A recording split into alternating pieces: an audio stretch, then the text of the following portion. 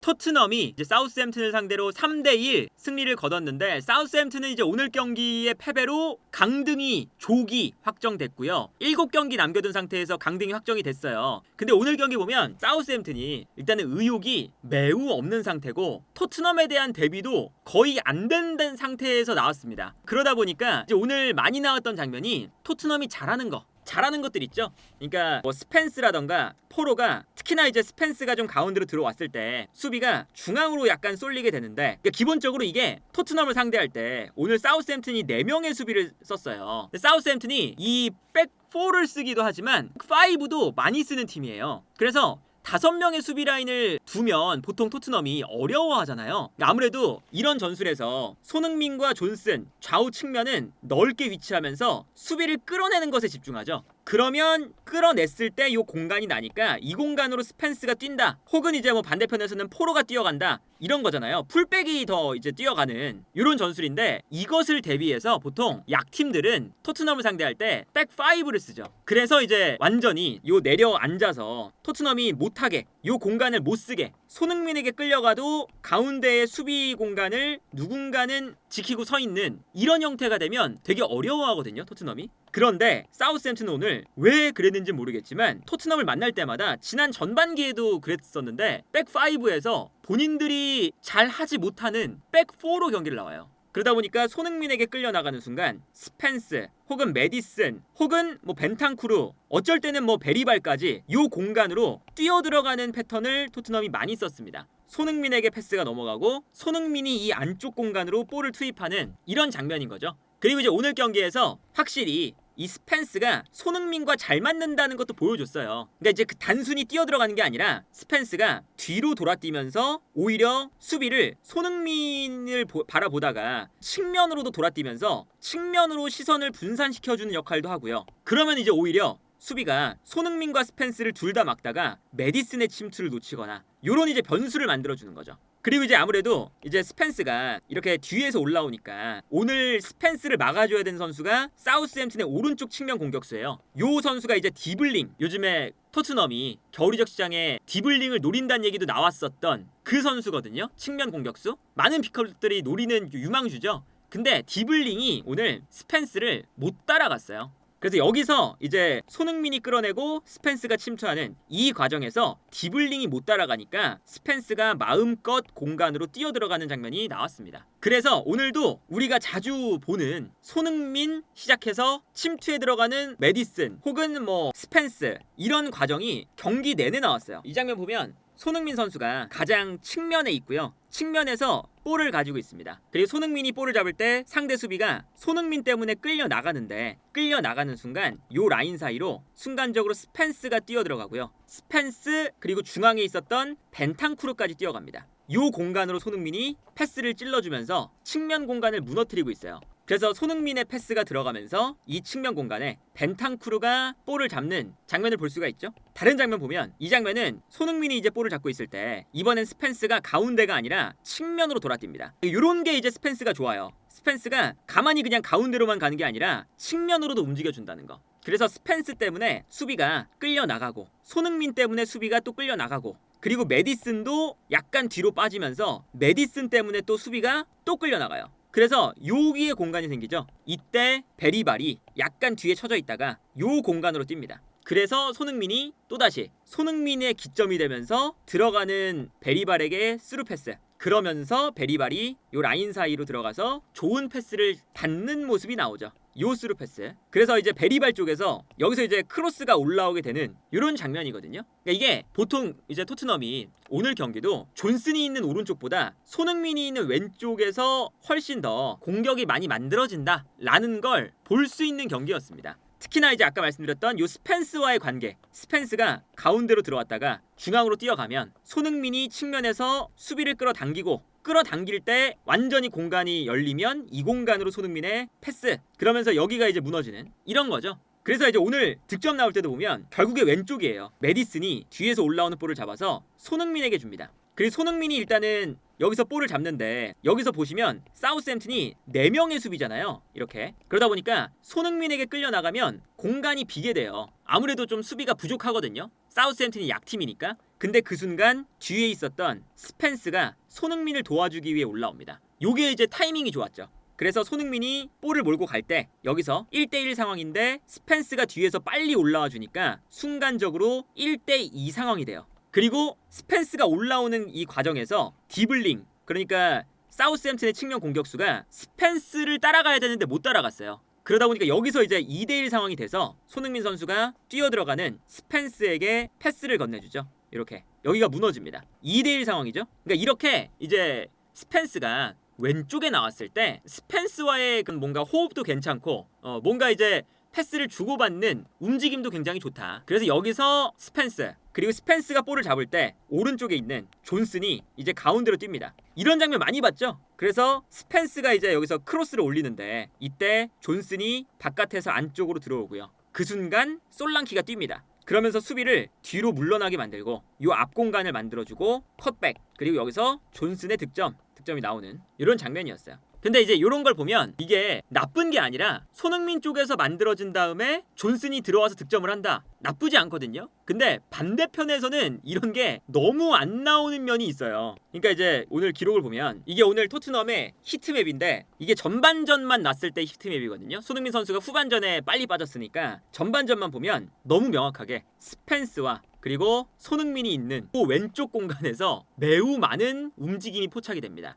오른쪽 공간보다 왼쪽에서 주로 공격을 했다는 거예요. 이거는 확실히. 실제로 오늘 경기 공격의 방향 왼쪽에서 46%, 오른쪽에서 38%. 확실히 왼쪽에서의 공격 방향이 높아요. 그리고 이게 손흥민이 나간 다음에 그래도 이게 어느 정도 비율이 좀 맞춰졌었는데 그래도 이제 평균적인 위치를 보면 이런 거죠. 스펜스, 손흥민, 그리고 이제 여기에 더해서 메디슨이 나오면 메디슨이 오른발을 쓰니까 왼쪽으로 가서 이제 여기서 플레이메이킹이 이루어져요. 삼각형이. 근데 오른쪽 보면 존슨, 포로 2명밖에 없습니다. 확실히 여기서의 플레이가 오른쪽에 있는 이 2명의 선수보다 훨씬 더 잘 이루어지는 구조라는 걸 볼 수가 있는 거죠. 그래서 여기서 풀어나와서 반대편으로, 그리고 반대편에서 마무리하는 선수는 존슨이다. 이게 되는 건데 이게 존슨이 그래도 오늘 2골을 넣었으니까 나쁜 전술은 아니지만 이게 꼭 이제 잘못됐다 이런 건 아니지만 기본적으로는 어느 정도 손흥민 쪽으로도 올라오는 패스가 있어야 마무리가 될 텐데 요즘에 손흥민 선수가 보여드리면 필드골이 좀 안 나와요. 이제 오늘 경기도 손흥민 선수가 득점을 못했는데 마지막 필드골이 국가대표팀까지 합해서 유로파리그 호펜하임전입니다. 1월 24일. 리그에서는 1월 16일 아스날전이에요. 아스날전은 리그 21라운드입니다. 그리고 이제 요 뒤부터는 필드골은 없고 본머스전 페널티킥 골이 하나 있어요. 그리고 이제 페널티킥 골을 제외하면 득점은 없고 계속 어시스트만 있거든요. 어시스트만. 그래서 최근 16경기 동안 필드골이 없습니다. 국가대표팀 경기를 빼면 최근 14경기 동안 지금 필드골이 없는 상태. 이거는 분명히 손흥민 선수가 일단은 좋지 않은 상태인 거죠. 오른쪽에서 왼쪽으로 넘어오는 패스가 많이 없다는 거니까. 그리고 그런 것 중에 하나가 이런 게 있어요. 손흥민이 좀 끌어주는 역할인 거잖아요. 그러다 보니까 오늘도 이게 전반전의 히트맵인데 이게 손흥민의 히트맵이거든요. 손흥민이 가장 이제 요 측면에서 플레이를 많이 합니다. 박스 안으로 들어가는 게 별로 안 보여요. 여기가 이제 박스 안으로 들어가는 건데 약간 이제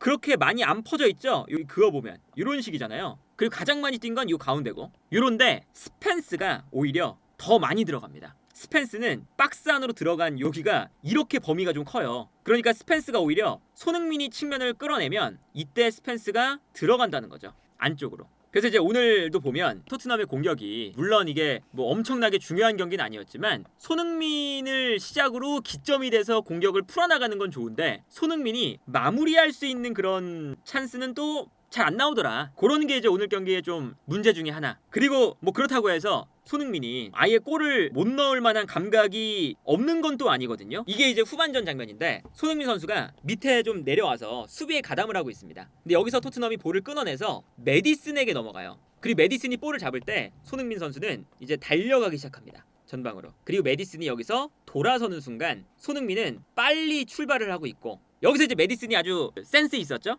여기서 심판이 앞에 있으니까 치고 달리는 척을 하다가 수비수가 이 앞을 가로막으니까 메디슨이 순간적으로 이렇게 수비수가 앞으로 나오는 순간 심판을 가운데에 두고 심판을 장애물로 썼어요. 아주 센스 있는 이 메디슨의 탈압박이었고, 탈압박이 되는 순간 손흥민 선수가 뛰어가죠. 여기서 메디슨이 한 번에 손흥민을 보고 패스, 아주 멋있는 패스가 들어갔거든요. 그리고 여기서 손흥민 선수가 분명히 아래쪽에서 출발을 했는데 쭉 올라오면서 스프린트를 아주 빠르게 했어요. 이 공간으로. 그 다음에 이 공간으로 패스가 들어가니까 손흥민을 못 따라왔죠. 사우스햄튼 선수들이 이 공간으로 뛸 때. 그러니까 손흥민 선수가 이런 걸 보면 분명히 이렇게 뛰어들어갈 수 있는 공간, 이런 장면이 나오면 분명히 뭔가 만들어낼 수 있는 선수거든요. 그 다음에 여기서 이제 손흥민 선수가 볼을 잡아서, 물론 여기선 좀 아쉬웠습니다. 손흥민 선수가 볼을 잡은 다음에 슈팅을 가져가는 순간 이미 달려 들어오는 베드나렉에게 가로막히면서 슈팅이 블락을 당하는 이런 장면이긴 했어요. 근데 그래도 이렇게 요런 장면이 한 번 나왔는데 한 번이 아니라 두 번, 세 번 좀 연속적으로 나와야, 그래야 뭔가 이 손흥민 쪽에서 좀 뭔가 득점할 수 있는 기회도 창출이 되지 않을까. 그런 게 좀 아쉬웠다. 그리고 이제 오늘 경기가 이제 아까 말씀드렸던 것처럼 사우스햄튼이 약간 토트넘에 대한 대비를 좀 많이 안 했어요. 근데 오늘 가장 그래도 괜찮았던 선수 중에 하나가 요 솔랑키입니다. 솔랑키. 그러니까 이제 솔랑키가 뒤에서 넘어오는 볼을 받아서 버텨주는 걸 잘하니까 버티면서 기점이 돼주고, 수비를 한 명 끌어내니까 이때 손흥민도 끌어내고 솔랑키도 끌어내고, 그러면 공간이 생기는 거거든요. 여기서 떨어뜨려 주거나 기점 역할을 솔랑키가 많이 해줬죠. 그래서 실제로 오늘 득점이 나올 때도 솔랑키가 좋은 역할도 했고요. 물론 솔랑키가 득점을 못했지만 전반적으로 보면 아주 괜찮은 활약을 펼쳤다. 이 장면 보면 여기서는 오른쪽에서 공격이 진행되는 장면이거든요. 존슨이 측면으로 나오니까 수비가 끌려 나왔어요. 근데 사우스햄튼의 수비가 아까 말씀드린 것처럼 4명인데 4명의 수비에서 요 가운데가 끌려나가니까 없는 거예요. 그리고 이때 솔랑키가 안쪽으로 들어옵니다. 그리고 솔랑키에게 패스를 보내주거든요. 근데 솔랑키가 여기서 볼을 받을 때 버텨주죠. 수비수 한 명을 붙잡고. 그러니까 여기서 버틸 때 벤탄쿠르가 뛰어나가기 시작하고 이 공간으로 솔랑키가 볼을 받아서 떨어뜨려줍니다. 공간이 많으니까 이 많은 공간을 솔랑키가 버텨주면서 활용을 하기 시작해요. 그래서 떨어뜨려주는 볼, 벤탄쿠르가 여기서 측면을 무너뜨리게 되고 그 다음에 크로스가 올라오죠. 근데 여기서 크로스가 올라왔을 때도 올라온 다음에 사우스햄튼이 걷어냈어요. 걷어냈는데 이제 다시 뒤에서 뛰어들어오던 솔랑키가 이제 어떤 플레이를 하냐, 보통은 볼이 떠올랐다가 수비 입장에서는 바로 걷어내야 돼요. 걷어내지 않고 땅에 이 볼이 떨어지는 순간 바운드가 되니까 공격수가 이제 달려들어서 변수를 만들 수가 있거든요. 근데 여기서 솔랑키가 이 변수를 만들기 위해서 볼이 떨어질 때 몸을 집어넣습니다. 그래서 수비가 볼을 못 걷어내게 뒤로 밀고 있죠. 그래서 볼이 결국에는 솔랑키의 앞으로 떨어져요. 이렇게. 그 순간 여기서 변수가 만들어지니까 메디슨이 바로 떨어지는 볼을 헤더, 그리고 안으로 넣어버리죠. 근데 여기서 사우스햄튼의 움직임 보면 정말 이 수비수들이 멍하니 그냥 있어요. 그리고 이제 앞쪽에 있는 선수들은 그래도 올라가면서 오프사이드 라인을 만들려고 움직이는데 뒤쪽에 있는 선수들은 그냥 보고만 있죠. 그래서 오프사이드 라인도 안 만들어졌고, 이때 메디슨이 안쪽으로 볼을 넣어주니까 여기서는 존슨이 집중력을 발휘하면서 침투, 그리고 득점을 만들어내는 이런 장면이었습니다. 그래서 오늘 경기 보면 확실히 벤탄쿠르의 솔랑키의 저런 버텨주는 움직임, 포스트 플레이, 이런 것들도 인상 깊은 경기였다. 근데 사우스햄튼이 이제 기본적으로는 좀 의욕이 없다 보니까, 그리고 좀 사우스햄튼의 이런 퀄리티가 좀 많이 떨어지다 보니까 좀 지지부진한 경기가 되긴 했어요. 그래서 엄청나게 수준 높은 경기는 아니었지만 어쨌든 토트넘이 분위기 반전할 수 있는 그런 승리는 거뒀고, 그래도 또 토트넘이 마지막에 좀 안 좋게 끝난 건 추격골을 하나 허용을 했죠. 그래서 이제 어떤 거냐면 마지막에 포스테콜로 감독도 조금 이제 약간 답답하다는 제스처를 좀 취했어요. 마지막에 선수들이 그냥 서 있으니까 앞으로 좀 나가라, 압박을 해라, 팔을 계속 막 흔들고 있어요. 이게 어떤 의미였냐면 사우스햄튼이 볼을 이렇게 가지고 있는데 아무도 압박을 하러 안 가는 거예요. 보고만 있는 거죠, 다. 그래서 마티스텔도 이걸 보다가 여기서 아무도 압박을 안 하니까 약간 답답한지 손을 이렇게 막 흔들면서 앞쪽으로 좀 가서 압박을 해라, 그래야 볼이 안쪽으로 안 들어오지 않느냐, 이런 이제 제스처를 취했거든요. 이 과정에서 골을 먹혔어요. 가만히 서 있다가 측면에서 이제 볼을 가지고 있었던 술레마나 가운데로 접고 들어오는데 집중력이 떨어지니까 접고 들어오는데 아무도 안 붙습니다. 이 선수에게 크로스를 올릴 수 있을 만한 딱 절호의 기회가 나오고, 이때 심지어 로메로는 이제 크로스가 올라올 때 앞쪽에 이제 선수가 있으니까 이 선수들을 보면서 오프사이드 라인을 만들려고 해요. 근데 로메로는 이 앞쪽으로 움직여줬는데 뒤에 스펜스와 벤 데이비스는 뒤에 있어요. 그러니까 여기를 보면 여기가 사우스햄튼의 공격은 5, 토트넘의 수비는 2, 5대2 상황이죠. 그래서 여기서 그냥 바라만 보다가 크로스 반대편으로 당연히 선수가 적으니까 스펜스의 뒤쪽으로 떨어지는 볼을 그대로 이제 내주고 여기서 득점. 아직 마지막에 좀 집중력이 떨어진 거 이런 것들은 토트넘이 좀 많이 아쉽더라. 그래서 이제 어쨌든 뭐 프랑크푸르트전 전에 이제 손흥민 선수도 오늘은 빨리 빠졌고요. 이제 프랑크푸르트전을 대비해서 체력적인 관리도 하는 경기였는데 그랬는데 어쨌든 최하위 팀이니까 사우스햄튼의 뭔가 이런 경기력이 안 좋아서 토트넘이 편안하게 경기를 하긴 했지만 마지막에는 좀 아쉬움이 남았던 그런 경기가 됐다. 그리고 여전히 손흥민 쪽에서는 패스가 계속 나오는데 반대편에서는 패스가 안 나오니까 손흥민 쪽에서 뭔가 볼을 받을 수 있는 반대편에서 넘어오는 패스가 적다는 거, 이것도 여전히 심각한 문제로 지적될 만한 그런 장면이 반복되는 경기였습니다.